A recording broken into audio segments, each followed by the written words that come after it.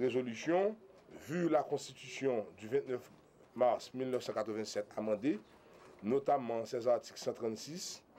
191, 192-2, 193,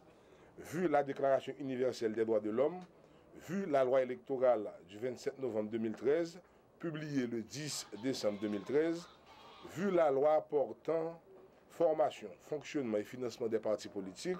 publiée le 16 janvier 2014, vu l'accord d'El Rancho, notamment son article 12, signé le 24 janvier 2014 par l'exécutif, le Parlement et les partis politiques, considérant l'impérieuse nécessité de procéder au renouvellement du personnel politique de la perspective de considérer et de renforcer le processus démocratique, considérant que la réalisation des élections reste et demeure la seule et unique voie préconisée par la Constitution afin d'y parvenir, considérant que les élections traduisent l'alternance démocratique qui est le changement de la majorité, considérant que la nécessité d'œuvrer à la stabilité des différentes institutions nationales et de favoriser le processus de développement économique du pays, considérant les retombées négatives que pourrait avoir la non-tenue des élections d'ici la fin de cette année, la Chambre des députés a voté la résolution suivante. Article 1.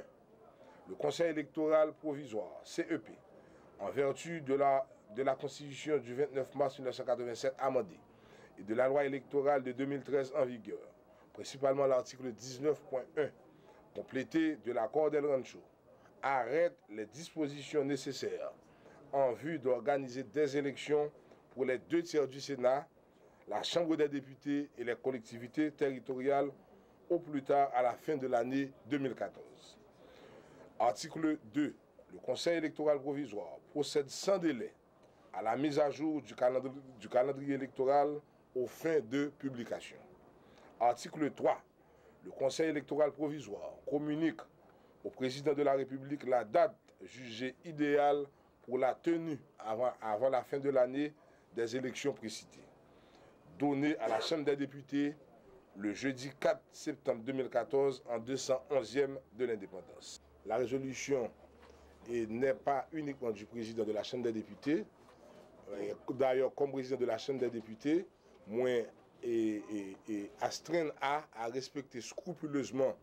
les décisions prises en Assemblée. Là, l'institué dans le contexte, là, nous avons dit que la résolution, ça, on porte ouvrir pour entrer dans l'article 12 accord d'El Rancho pour que l'élection réalisée dans la fin d'année. Résolution